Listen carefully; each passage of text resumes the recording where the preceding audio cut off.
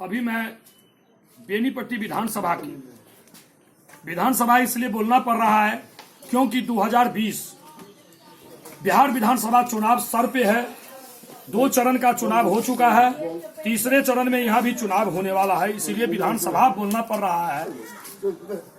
लेकिन बहुत बड़ा प्रश्न एक खड़ा है।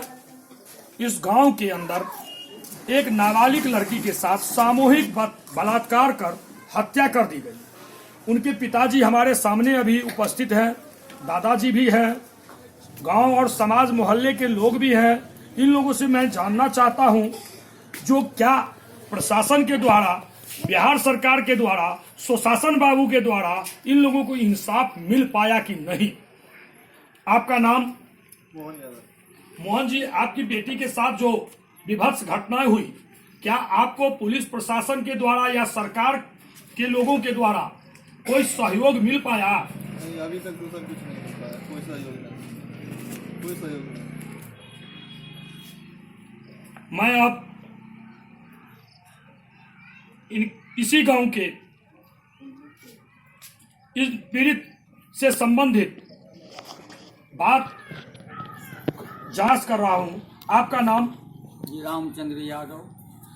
रामचंद्र जी, आपके गांव में आज से लगभग 3 महीना पूर्व जो घटना घटित हुई, मेरे यहाँ इस तरह का घटना होता नहीं था।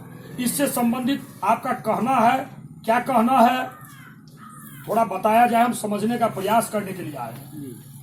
वर्तमान में मैं ये कहना चाहूँगा, केंद्र सरकार से ये इन्होंने नारा दिया था कि बेटी पढ़ाओ और बेटी बचाओ। पढ़ाने का सिलसिला तो लोगों ने जारी किया, लेकिन बचाने के सिलसिला में मैं इस केंद्र सरकार से भी आग्रह करूंगा कि ये बचाने का काम नहीं कर रहे हैं आप केवल बढ़ाने का काम कर रहे हैं। स्थिति मेरे गांव का है कि एक 8 क्लास की बच्ची के साथ इतनी जघन्य हत्याएं हुई, उनके साथ न जाने अमानवीय व्यवहार हुआ। लेकिन दुख की बात है कि न ये सुशासन बाबू के पक्ष से एक भी सत्ता पक्ष के न कोई हमको भेंट करने आए मेरे गांव में, कोई भी नहीं। ना नीतीश जी के परिवार से कोई, या ना इनके पार्टी से कोई, ना हमारे भूतपूर्व वर्तमान नल जल योजना के मंत्री विनोद बाबू आए, पीएचडी मंत्री भी नहीं आए, और हमारे वर्तमान MP अशोक यादव जी हैं, उनके भी कान में शायद ये नहीं गया होगा कि ये हमारे ही अधीनस्थ कोई गांव है जिन्होंने मुझे वोट देके MP बनाया है। किसी ने इस जघन हत्या पर न बोलने आए, न सुनने आए, कोई दर्द मारने भी नहीं आए। ये स्थिति है मेरे गांव का। मैं लोग दुखी हूँ कि ये लोग क्या करते हैं। आए कुछ जो विरोधी खेमा से आते हैं, वो तो जरूर हमारे दुख को बांटने के लिए आ गए, लेकिन सत्ता पक्ष का कोई भी आदमी नहीं आया इस इतनी बड़ी घटना के साथ। पुलिस प्रशासन के द्वारा आपके गांव के इस घटना पर अभी तक जो काम किया गया है, क्या उस काम से आप संतुष्ट हैं? एकदम नहीं असंतुष्ट है। इन्होंने जो हत्याएं हुई, बहुत कुछ करने के बाद पूरे गांव का ही नहीं, चौगम्मा का आदमी यहाँ हंगामा की रोड पर खड़ा हुई। जब इनकलाब हुआ तो ये लोगों को लगा कि अब हमको कुछ करना चाहिए। उस क्रम में इन्होंने जो भी कुछ किया, ये भी कोई कहने की चीज ही नहीं है, ये कहना भी नहीं चाहिए हम लोगों को। ये कुछ भी करने से असमर्थ थे। पब्लिक की मूव के वजह से जो भी कुछ हुआ वो हुआ, प्रशासन के तरफ से कुछ भी नहीं हो पाया। यानी कि आपका कहना यह है जो पुलिस खाना पूरी कर रहा है, अब वही रहा है।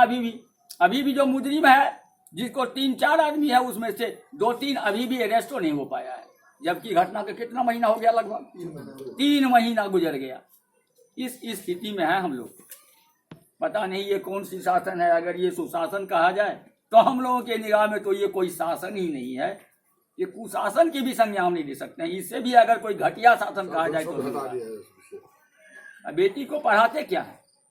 उनकी सुरक्षा करते हैं कि 12 बजे रात में घूमती है। अरे दिन में हत्या होता है, रात में हत्या होती है, तुम्हारा कोई मुलाजिम आता भी नहीं है। आपका थाना कौन सा है? जी कलवाही थाना के निवासी हैं हम लोग। कलवाही थाना प्रभारी के द्वारा आपको इंसाफ नहीं मिल पा रहा है, इस बात को लेकर के आप लोग ऊपर भी कहीं गए? जी नहीं, हम लोग जाने के लिए असमर्थ हो गए, क्योंकि हम लोगों ने जो प्रदर्शन किया उसके बावजूद भी अगर वो कुछ करने के पक्ष में नहीं हुए तो हम लोग थक हार के क्या करते।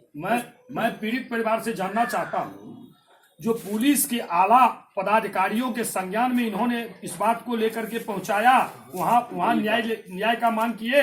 जी हाँ, एसपी के पास गए थे हम लोग, तो एसपी जी बोले कि 1 हफ्ता में सारा चीज हो जाएगा, आप लोग थोड़ा शांत रहिए, 1 हफ्ता में सारा चीज हो जाएगा। लेकिन 1 हफ्ता क्या 3 महीने होने वाला है, कुछ नहीं हुआ। वो सब जो भागा हुआ है। कुर्ती जब्ती के लिए नोटिस किए हुए 13 महीने के आसपास हो गया, ना कुर्ती जब्ती हो रहा है, ना अरेस्ट हो रहा है। क्या होगा? निराश हो जाएगी। तो क्या है, अरे तो सोनी के हत्यारा को फांसी होना चाहिए, गिरफ्तारी होना चाहिए। बाकी अपराधियों का आपका मांग है, पीड़ित परिवार को आर्थिक सहायता मिलना चाहिए, यही मांग है। अरे जब केंद्र सरकार कहती है कि इतने बड़े जघन हत्या के बाद भी कोई दफा बाकी है, इनको अगर फांसी न मिले तो दूसरी कौन सी सब इनको सजा दी जाए। ऐसे आदमी को फांसी के सिवा दूसरा कोई है ही नहीं।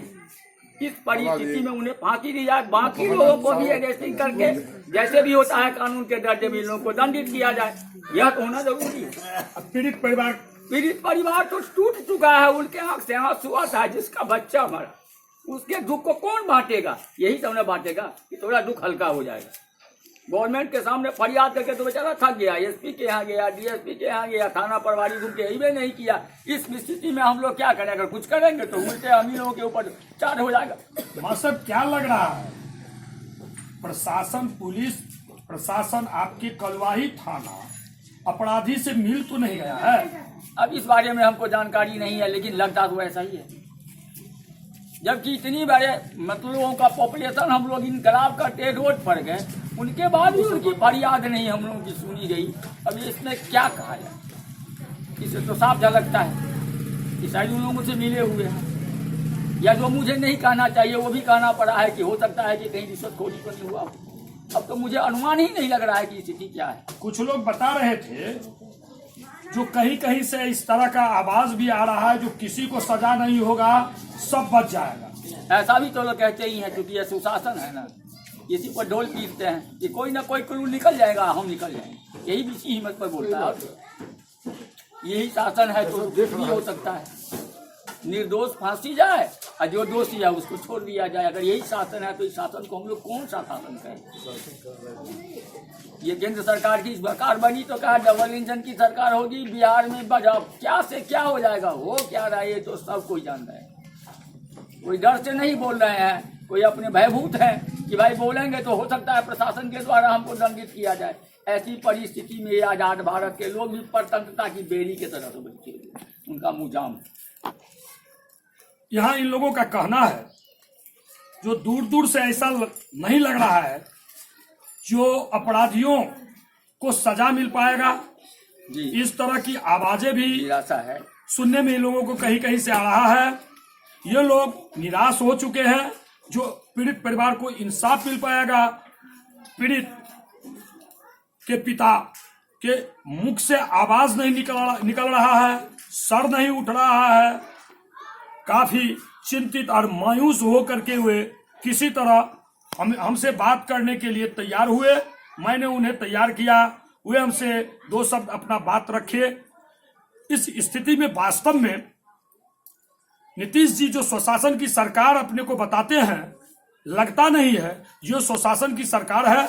यहाँ अफसरशाही, अफसर तंत्र, पुलिस विभाग, इनके सरकार में पूरे तौर पर नाकाम हो अपना काम दिखा रहा है।